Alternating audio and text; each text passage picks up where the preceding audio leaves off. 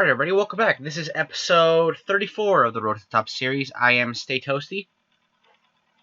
And first of all, I just want to apologize that yesterday's episode came out a little bit later than it normally did. There were something came up last night, so I wasn't able to upload it to this morning, my time. I know there may be confusion. I know, some of my viewers are in Europe. Mostly United States, but there are some in Europe, and I know it could be confusing because, I usually record earlier in the day, and I usually upload around midnight my time, something like that, between 10 and midnight. So sometimes I'm talking like it's like I think yesterday I said come out tomorrow on Sunday, and by the time I did upload the last episode, it was Sunday. It was Sunday morning. It was at noon. It was past noon. It was probably like 2 o'clock. So for some people, it might have already been like Monday, or close to Monday. So I just wanted to apologize for that. And just it happens, I guess. But anyway, we're back again today. Our second to last episode of this season. We had 2 games. We've had 2 games since our last episode. A 2-0 loss to Boavista. This game was not great, really. I mean, I didn't think we played well at all. For a team that was right next to us in the table. I thought we'd be motivated for this game, but we just didn't show up. I mean, we played, statistically, it doesn't look that bad, but they really had all the chances, and we didn't really have, any type of answer for them creatively. We had the shots, but they weren't any type of quality chances. We had the possession, but it didn't really mean that much in the end scheme and with the way we played. Definitely just all around not really a great game by anybody, to say the least. And then just inconsistency. So the next game we beat the team 4-0. No, granted, they are a team near the bottom. They're in a relegation battle. That's fine. But to be handily beaten in the last game 2-0, and then to come back in this game and beat them 4-0, we were up 1-0. I mean, almost exactly 1 minute into the game. Then we had, and by the time 18 minutes came around, we were up. We're up 4-0, going into halftime, and we just had an excellent game, and it just shows the possibility. I talk about this all the time. I feel like I'm beating you guys over the head with this thing about this team, but I mean, we do have the potential to play well. We just have to be more consistent. But anyway, we go into this game. I guess another team near the bottom of the table, third from bottom. So they're in the playoff area. Them and Faf are in the playoff area. Interesting to see Santa Clara. They might be relegated 2 times in a row. They were in the first division last year. That's crazy.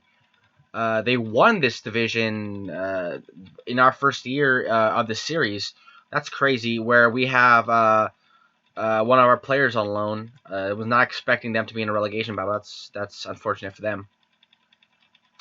A team from probably. I mean, Benfica's my favorite team, but Santa Clara holds my has a little special place in my heart, considering they are from the Azores, where my family is from, and they're probably the best team. There's some other, Operário dos Açores and Angrense, but I mean, really, Santa Clara is the main team from the islands. And so it's unfortunate to see that. But in any case, we have a game today, and I think we're at full fitness. I think we don't really have anybody out at all. I don't know if you can see on the team report. Team, that's right.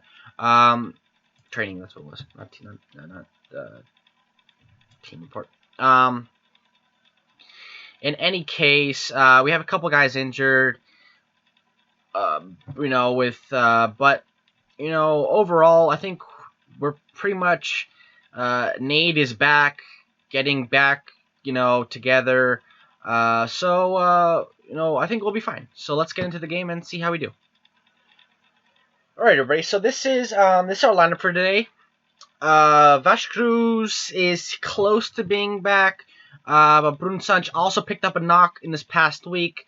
But Bruno Sanch is a little bit on better fitness, so he's going to get the start today, as he's been starting for the last couple weeks. Ikic, Almeida, Amian, Rui Teixeira's out with an injury. I thought he'd be back. I guess it was more serious than I thought it was going to be. For about another week, maybe a week and a half, somewhere around there. So Gabriele gets the start next to Grimshaw. He had an okay game last week, so at this point, might as well play him. Firmino, Silva, Tlika, as always, and Paredes up top. Paredes has a couple. I mean, everybody had a great game last week, so that kind of helped with the ratings. As you can see, a little bit, good game, bad game, good game, bad game, good game. That's kind of the way it goes. So let's get into this game. Like I said earlier, we're up against 18th place Lulatan. We are away from home today. They're playing a 4-3-3 as my scouting team predicted. I don't know how well we play against 4-3-3 with that defensive midfielder. I don't know if Silva might have some trouble with him. That might be something that we might have to look at. That maybe something where having Silva out there with the defensive midfielder in that number 6 role might create problems for him. But that's something we're gonna have to look at over time. So it looks like we're in the burgundy and the blue. I think because normally usually we have. I was confused at the beginning because we usually play in the red and white kit, so I was kind of confused because I was like I don't recognize these players' names. Again, looks like we have this. We have the first highlight. Gabriele to Silva, Firmino, Bruno Sanch making doing really well in those overlaps. Tries to get a ball in, doesn't get there, but some great interchange of play. Like I said, Bruno Sanch kind of got lucky that the ball didn't reach, didn't fall to a defender.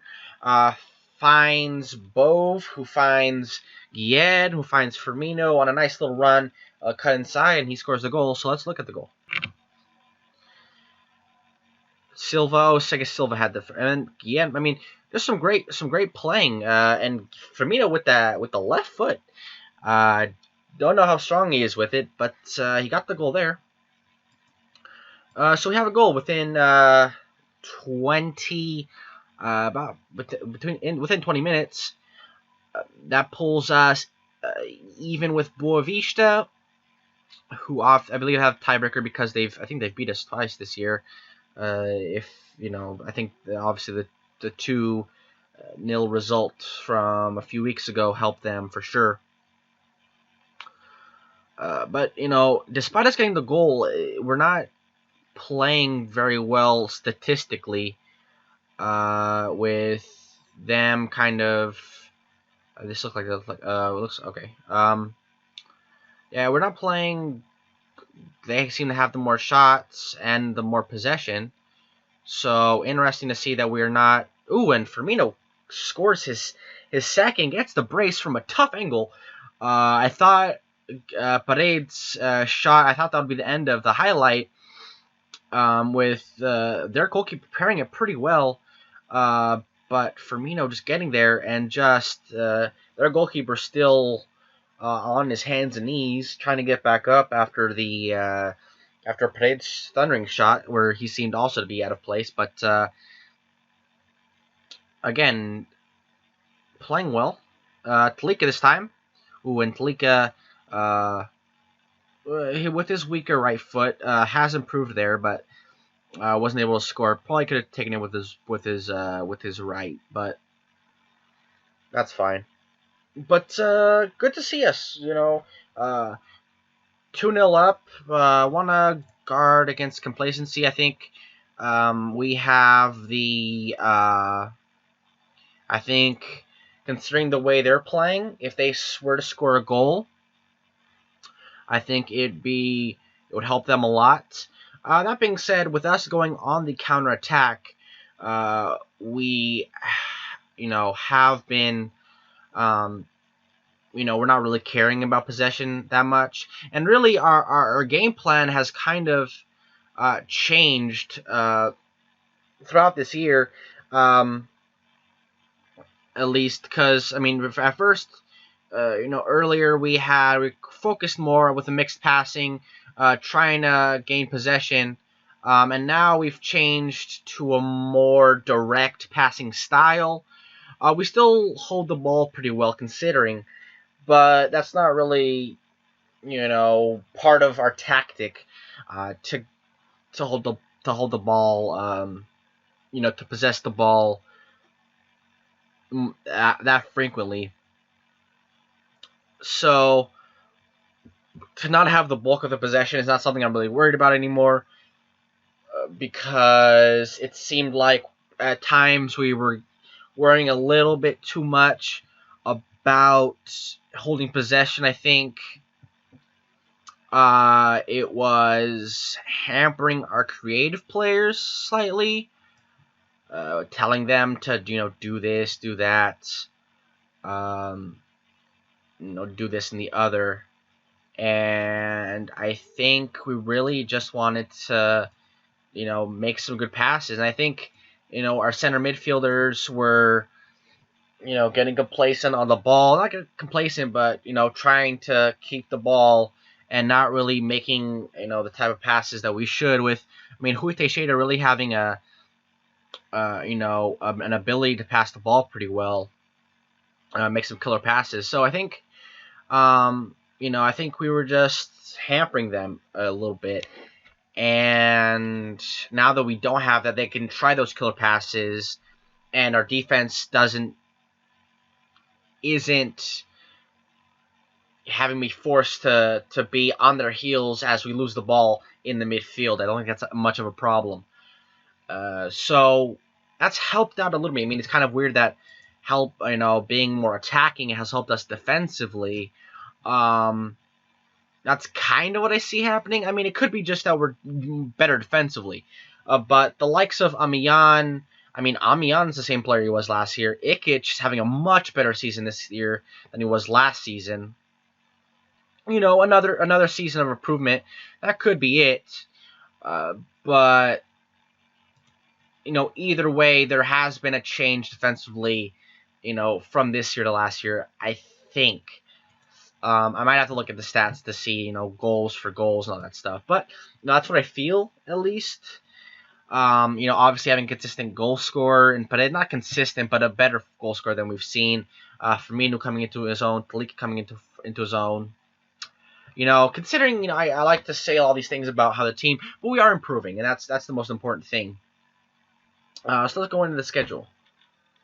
Alright, guys, so this is the table, first of all. It has been confirmed that Gondomar have won the title, which is not all that surprising. They seem to have really dominated this season,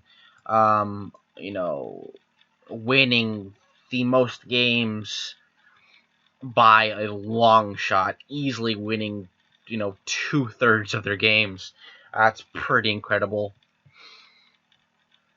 We're in 8th place, and like I was saying, at the end of the game, I have been a little bit disappointed, the way I've been talking about, because I really thought that we could, at least be near the top of the table this season. But either way, I think and I've been getting offers by likes of Santos in Brazil, pretty big team now to move up to that level of a side, and CSK Moscow, Ruben Krasnodar, big teams. I mean, in Russia, but they're those are teams that are playing in Europe, can play in Europe, have that ability. I think CSK Moscow. Let's see what they're doing. No, sixth in the Russian Premier League, but they won the league a couple years ago. So I think that's probably why they're looking to hire a head coach. I'm sure Emil Karas is interim. But yeah, I mean, this is a team that a good team. So to be getting that kind of offers, it has been a little bit tempting. I just want to say that. But I've been thinking, we're playing well. We had a good first season. Last season was a little bit disappointing. But this season we've continued to make strides forward. And I think we're probably going to give it one more year. If I don't see any big improvement next year, it's going to be hard to say let's keep going with Union Leiria. We might move on with a different team. But that's if I keep getting offers. The job market could dry up. I could have a bad season and nobody will want me. I have no idea. So, but for now, it's Union Leiria, no matter what. And before we even talk about any of that stuff, we have to finished the season. There's still spots up for grabs. We're 2 points behind Boavista, 2 points behind Oliveirense. We're near the top of the table, which is fine. I mean, the thing is, we're just so much off the pace from some of these teams, but we're right there, and if we get a couple wins here at the end, I'm hoping for 6-7 points maybe out of the last 3 games. These teams are not amazing teams. I mean, these are all teams, Boavista and Grants, mid-table teams, Famila Song near the bottom, but I think we can get some good results. So, yeah, guys, that's the episode today. A lot of talking mostly, not really much gameplay. But yeah, still thank you. Make sure you guys like and subscribe, and as always, stay toasty, my friends.